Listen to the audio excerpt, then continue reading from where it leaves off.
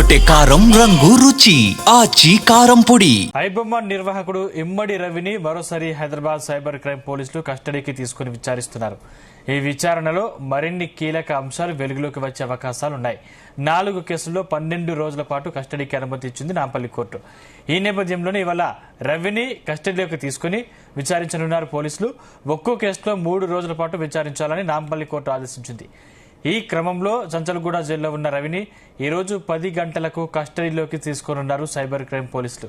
రవిని ఇప్పటికే 8 రోజుల పాటు 2 సార్లు కస్టడీలో విచారించారు. రవిపై మొత్తం 5 కేసులు నమోదు చేశారు సైబర్ క్రైమ్ పోలీసులు.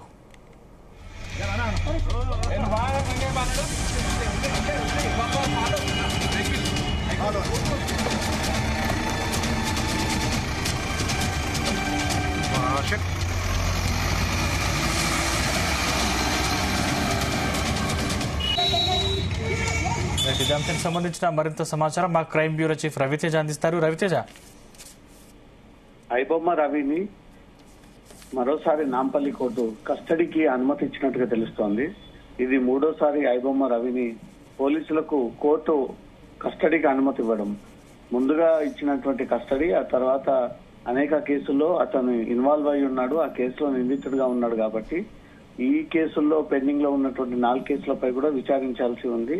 తమకు ఇంకొన్ని రోజుల పాటు, మొత్తం నెల రోజుల పాటు ఒక్కొక్క కేసుకి 7 రోజుల చొప్పున తమ కస్టడీ కావాలంటూ కూడా కోర్టుకి పోలీసులు ఈ కస్టడీ పిటిషన్ దాఖలు చేయడంతో కోర్టు దాన్ని పరిశీలి చేసిన తర్వాత మొత్తం 12 రోజుల పాటు ఐబొమ్మ రవిని కస్టడీకి ఇస్తున్నామన్నట్టుగా కూడా కోర్టు ఆదేశాలు జారీ చేసింది. మరి కాసేపట్లో రవిని జైల్లో నుంచి అదుపులోకి తీసుకొని అక్కడి నుంచి అతన్ని సీక్రెట్ గా సిసిఎస్ పోలీసులు అతను విచారణ చేపడతా ఉన్నారు. మిగిలినటువంటి 4 కేసుల్లో కూడా ఐటీ యాక్ట్, పైరసీ యాక్ట్ నమోదు చేసి అతని పైన తీవ్ర అభియోగాలు మోపారు సిసిఎస్ పోలీసులు.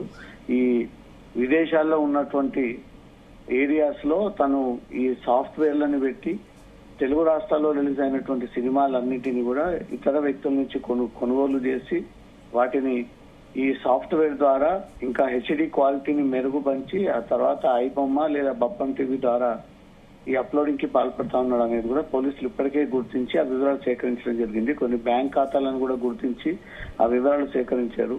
మొత్తం వీటి వెనుక ఎవరెవరు ఉన్నారు, ఎవరెవరు హస్తం ఉంది, ఎవరు తెలుగు సినిమాలు అమ్ముతా ఉన్నారు అనే ఒక వివరాలు సేకరించడం కోసం 4 కేసులు, అతనిపై నమోదైనటువంటి సిసిఎస్ లో మరొక కేసులో అతన్ని అరెస్ట్ చేసి రిమాండ్ చేయడం జరిగింది. పెండింగ్ లో ఉన్నటువంటి 4 కేసులపైనే ప్రధానంగా ఐబొమ్మ రవిని కస్టడీలోకి తీసుకొని విచారించబోతా ఉన్నాం అన్నట్టు మాత్రం సిసిఎస్ పోలీసులు చెప్తా ఉన్నారు. మరి కాసేపట్లో జైలుకి చేరుకొని రవిని అదుపులోకి తీసుకొని సిసిఎస్ కార్యాలయానికి తరలించబోతా ఉన్నారు. సందీప్, రవితేజ, అంటే ఈ ఐబొమ్మ రవికి సంబంధించి మద్దతుగా వాదించేందుకు కొంతమంది లాయర్లు ముందుకు వచ్చిన పరిస్థితి కనిపించింది. అంటే ఈ కేసుల విచారణ ఇంకా ఎప్పటి వరకు కొనసాగే అవకాశం ఉంది?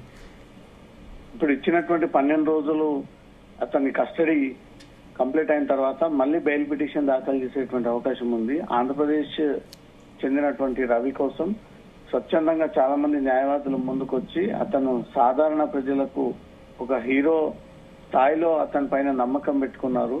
అతను ఎలాంటి సినిమాకు నష్టం చేకూర్చలేదు. వేలు పెట్టి కుటుంబ సభ్యులతో సినిమా థియేటర్కి వెళ్ళలేనటువంటి వాళ్ళు ఇంట్లో కూర్చొని సినిమా అందించే విధంగా తను చేసినటువంటి ప్రయత్నంకి ప్రజలందరూ కూడా అతను హీరోలా భావిస్తారుగా ఉన్నారు. అట్లాంటి వ్యక్తికి న్యాయం జరగాలనే ఉద్దేశంతో ఏపీకి చెందినటువంటి లాయర్లు ముందుకొచ్చి రవి కోసం మేము వాదిస్తామంటూ కూడా వారి తల్లిదండ్రులతో సంప్రదింపులు చేసినట్టుగా తెలుస్తోంది. ఇప్పుడు బెయిల్ పిటిషన్ 2 సార్లు దాఖలు చేసిన కోర్టు ఒకసారి దాన్ని తిరస్కరించడము, 2వసారి సమయంలో ఈ కస్టడీ వరుసగా పోలీసులు సేకరిస్తా ఉన్నారు. కాబట్టి మిగతా 4 కేసుల్లో అతన్ని కస్టడీ తీసుకొని ఆ కస్టడీ ముగిసిన తర్వాత కోర్టులో ప్రొడ్యూస్ చేస్తే అతనికి బెయిల్ వచ్చేటువంటి అవకాశం ఉంది. ఈ 12 రోజుల తర్వాతే రవికి బెయిల్ లభించేటువంటి అవకాశం ఉంది. అప్పటిలోగా న్యాయవాదులు చాలా మంది రవి తరపున న్యాయ పోరాటానికి సిద్ధమయ్యి అతన్ని ఎలాగైనా ఇడిపించి ప్రజల పక్షాన, పేదల పక్షాన ఉన్నటువంటి ఒక వ్యక్తిని నమ్మకాన్ని పోగొట్టకూడదు అనే ఉద్దేశంతో మాత్రం న్యాయవాదులు దీని పోరాటం కిందకి కోర్టులో తమ వాదనలు వినిపించి రవికి బెయిల్ ఇప్పించేటువంటి ప్రయత్నాలు జరుపుతా ఉన్నారు. Sandeep, thank you Raviteja.